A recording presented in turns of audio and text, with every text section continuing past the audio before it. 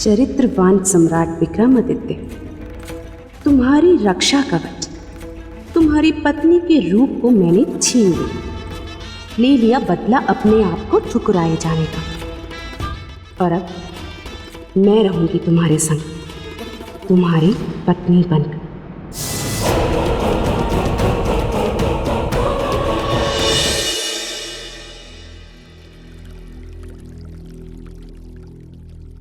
बेताल,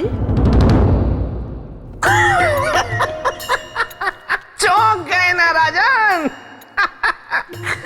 देवी, आगे की कथा मैं सुनाता हूं। तो राजन, अब देखना यह है कि कैसे महाचतुर चिड़िया प्रियंवदा, जो रानी चित्रलेखा बन चुकी है, अपनी अगली चाल चलती है, और कैसे बेचारी गाय जैसी सीधी सादी महारानी, जो विश्वास में आकर अपना रूप प्रियंवदा को दे चुकी है, और मुसीबतों में गिरती चली जाती है। लाइए देवी, अब हमारा रूप हमें लौटा दीजिए।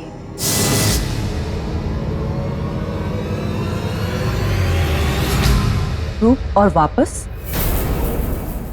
सन्यासिनी, हमने तुमसे ये रूप तुम्हें वापस करने के लिए नहीं लिया है, बल्कि तुम्हें वन वापस भेजने के लिए लिया है।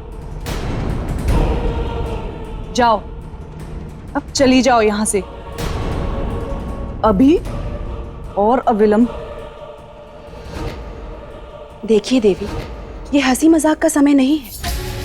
आपने कुछ क्षण के लिए हमारा रूप लिया था। लाइए, हमारा रूप हमें लौटा दीजिए। महारानी, ये मजाक नहीं है, बल्कि सच है, एक कड़वा सच, कि अब आप महारानी नहीं रही, बल्कि एक सन्यासिनी हैं, और हम महारानी चित्रलेखा, जिसका अधिकार सम्राट से लेकर सम्राट के राजपाट तक पर है।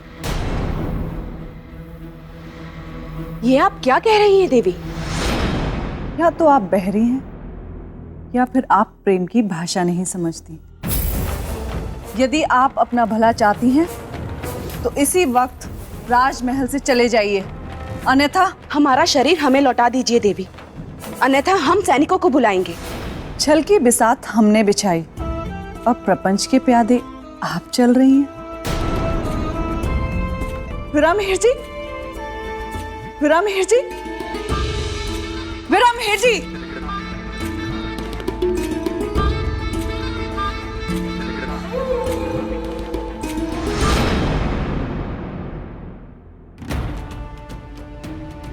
हम नहीं जानते थे हम इतने बड़े छल के शिकार बन जाएंगे, परंतु हम इस छली और प्रपंची के सामने घुटने नहीं टेकेंगे। हम उससे अपना रूप वापस लेकर रहेंगे। सैनिकों, विरामहेर जी, सैनिकों, कहाँ गए सब? क्या हुआ महारानी? विरामहेर जी, उस सन्यासिनी को शीघ्र ही बाहर कर दीजिए। हमसे बहुत बड़ी भूल हो गई, जो बिना कुछ सोचे समझे उसे अपने कक्ष में लेकर गए। क्या किया उसने महारानी? कक्ष में जाते ही उसने अपने सुर बदल लिए, स्वयं को महारानी कहने लगी, और तो और हमसे हमारा रूप भी मांगने लगी।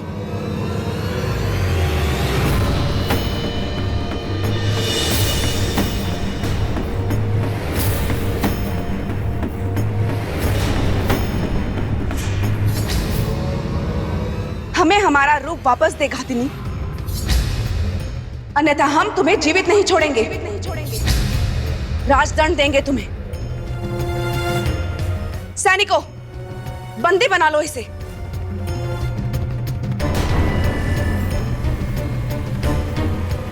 ये तुम्हारी महारानी नहीं, हमारे वेश में एक बहरूपिया है। बस देवी, बस, अब और नहीं। अच्छा होगा आप अभी इसी समय यहां से चली जाए। आचार्य वीरामिहिर जी, आप हम ही जाने के लिए कह रहे हैं अपनी महारानी को? आपने भी हमें नहीं पहचाना ना? पहचान तो आपको मैं उसी समय गया था, जब आपको राजमहल के द्वार पर मैंने देखा था। आप कोई सन्यासिनी नहीं, एक छलिया है, एक घातिनी है। यह सत्य नहीं है आचार्य, आप धोखा खा रहे हैं। हम आपकी महारानी हैं, महारानी चित्रलेखा। इससे पहले कि महारानी से छल करने का अपराध में आपको कारावास में डाल दिया जाए, आप यहां से चली जाएं। किसी स्त्री का अपमान हमारे राज्य का संस्कार नहीं। हमें बाध्य मत कीजिए संस्कार की लकीर को लांघने पर।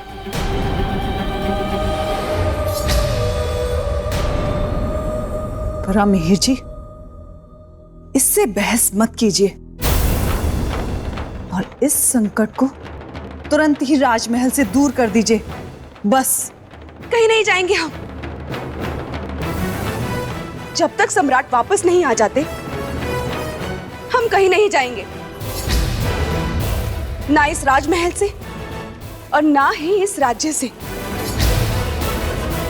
देवी, एक प्रश्न मेरे मन में होता है कि परीक्षा तो सम्राट विक्रमादित्य की थी, तो फिर उनकी पत्नी चित्रलेखा के साथ इस प्रकार का छल और उन्हें इस तरह पीड़ा देना कहां तक सही था? राजन, ये आपने कोई नया प्रश्न नहीं किया है। यही प्रश्न इंद्रदेव ने भी ऋषिवर से किया था और उनका उत्तर था कि सम्राट विक्रमादित्य की वास्तविक परीक्षा का आरंभ अब हुआ है। हम सत्य कह रहे हैं, हम आपकी महारानी हैं, हमारा विश्वास कीजिए, हम सत्य कह रहे हैं। चरित्रवान विक्रमादित्य, पतन हो गया तुम्हारे चरित्र का, क्योंकि अब तुम्हारी पत्नी चित्रलेखा नहीं प्रियंवदा है। अब देखती हूँ कि कैसे करते हो अपने चरित्र की रक्षा।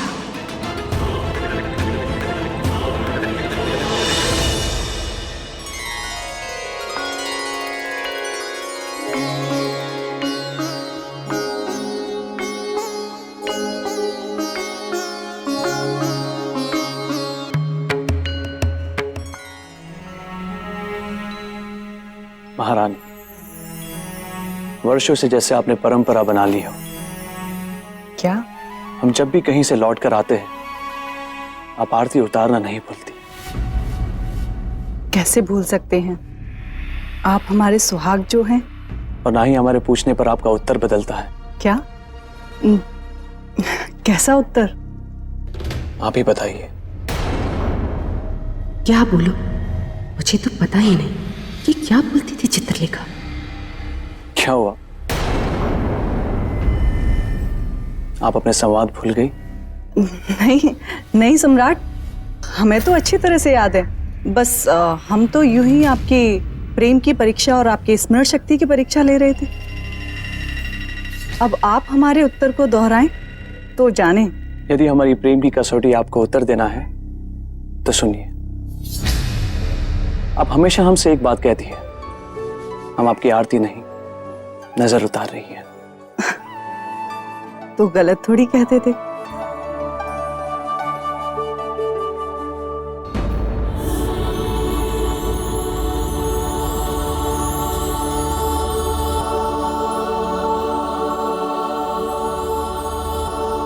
अब चलिए। महारानी,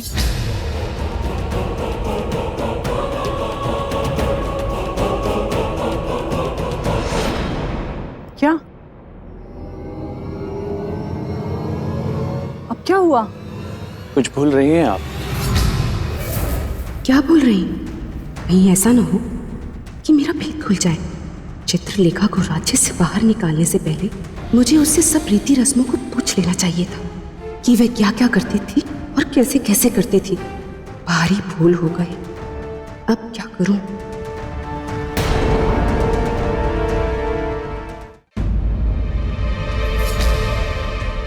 क्या सोच रही हो? सोच नहीं रहे थे, हम तो याद कर रहे थे कि हम क्या भूल रहे हैं। कुछ भी नहीं, हम तो बस आपको छेड़ रहे थे और आप है कि इतनी गंभीर हो गई। चले। फिर दोबारा ऐसा मजाक मत कीजिएगा। आपके इस मजाक ने तो हमारे प्राण ही सुखा दिए। अच्छा, अब चलिए।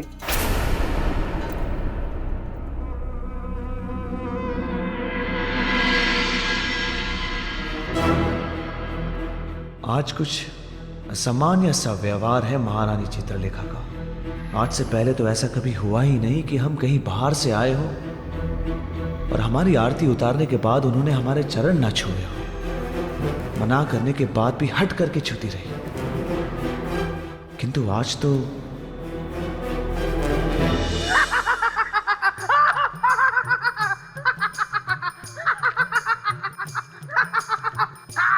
बेताल, ये क्या नया नाट्य प्रदर्शन है?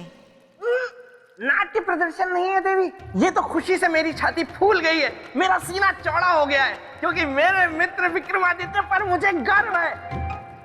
बताइए राजन, अगर मेरे मित्र की जगह आप होते तो क्या आप पता लगा पाते कि कुछ गड़बड़ है? नहीं नहीं नहीं नहीं, उत्तर मत दीजिए, उत्तर मुझे पता है। इसीलिए मैं आपको समझा रहा हूं कि हट छोड़ दीजिए और झट से वापस चलिए, क्योंकि ये सिंहासन आपके हाथ कभी नहीं आने वाला।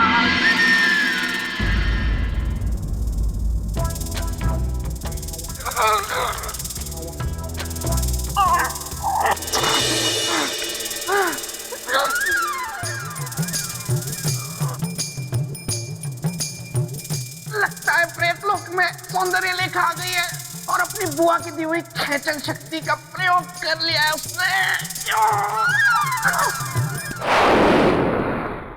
देवी, इस बात में तो कोई संशय नहीं कि मित्र हो तो बेताल जैसा। देखिए ना, आज भी मित्रता का धर्म निभा रहा है।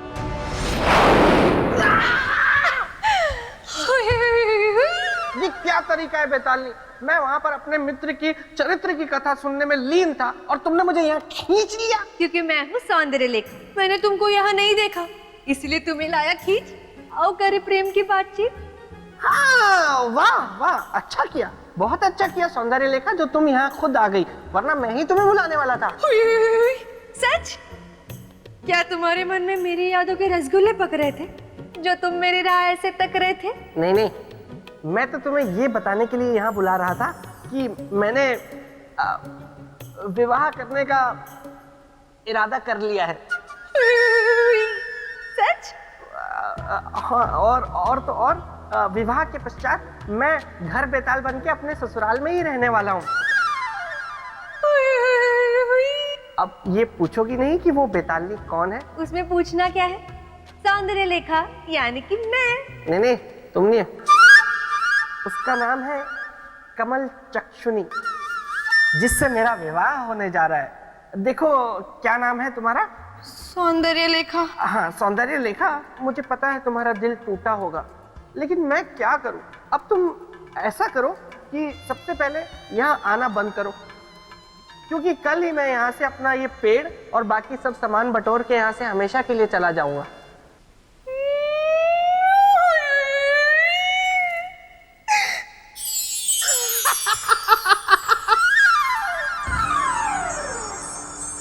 देवी, सम्राट विक्रमादित्य के मन में संशय तो आ गया था, किंतु उसके बाद उन्होंने क्या किया?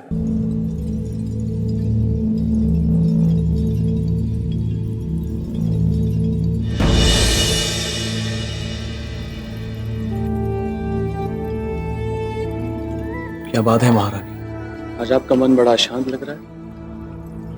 लगेगा नहीं? जब एक स्त्री के पति को आज का विशेष दिन भी याद ना रहे तो भला उसका चित्त शांत कैसे रहेगा? ऐसा कौन सा विशेष दिन है आज? वसंत ऋतु का पहला दिन, एक स्त्री के जीवन का सबसे महत्वपूर्ण दिन, जिस दिन एक पत्नी का मन कभी मयूर बन अपने पति के साथ नाचने का होता है तो कभी हिरनी के समान गुलाचे भरते हुए भागने का होता है।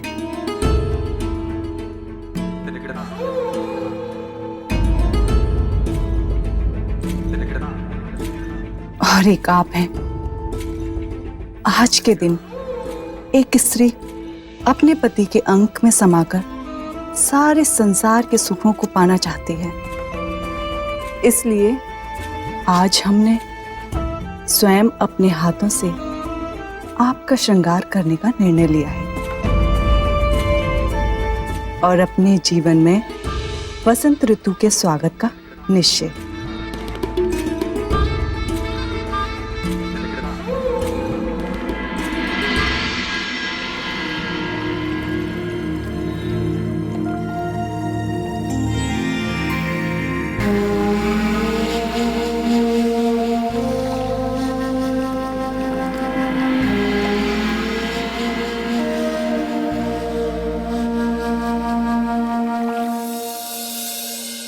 मैं अपने उद्देश्य में सफल हो गई विक्रमादित्य। जिस प्रेम को तुमने कल ठुकराया था, आज उसी प्रेम ने तुमको पाया है। अब जीते रहोगे अपनी चित्रलेखा के भ्रम में, और जिस दिन भ्रम टूटेगा तुम चरित्र के पर्वत की ऊंचाई से बहुत नीचे गहरी खाई में गिर चुके होंगे। यह है एक सुंदर स्त्री के प्रेम निवेदन को ठुकराने का बदला।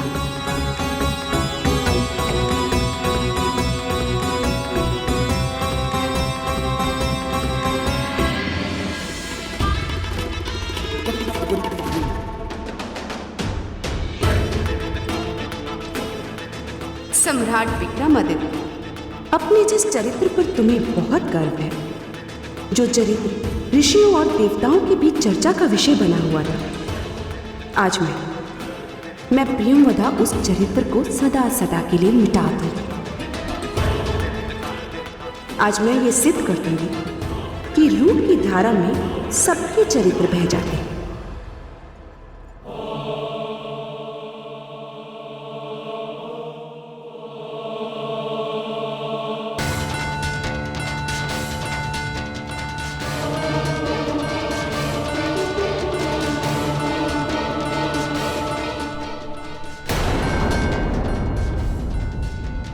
ऐसा क्यों लग रहा है कि ये महारानी चित्रलेखा नहीं, कोई और है?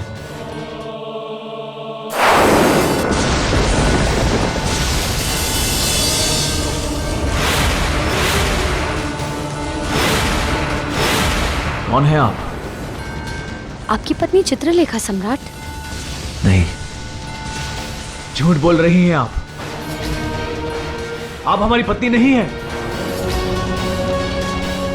बताइए हमें, कौन है आप?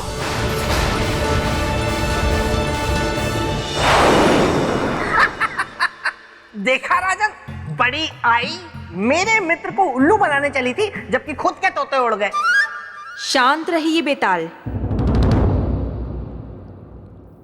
तो राजन, क्या किसी मनुष्य के चरित्र में इतनी शक्ति होती है कि वो एक स्त्री के रूप के सामने अड़िग रहे? देवी, जिसकी आत्मा जितनी पवित्र, निर्मल और साफ होती है, उसका चरित्र उतना ही अडिग होता है। तो सम्राट विक्रमादित्य को ये कैसे पता चला कि वो उनकी पत्नी नहीं थी? बहुत ही खतरनाक प्रश्न है ये, लेकिन मैं विक्रमादित्य का मित्र हूं, इसीलिए मुझे पता है। आप कहिए कि उसकी पत्नी केवड़े का इत्र लगाती थी। किसका? केवड़े का। और प्रियंवदा ने गुलाब का इत्र लगाया हुआ था, इसीलिए विक्रमादित्य जान गए कि वो उनकी पत्नी नहीं है। यदि आप दोनों की आपसी बातचीत समाप्त हो गई हो, तो राजन, क्या है आपका उत्तर? हाँ हाँ, जरूर।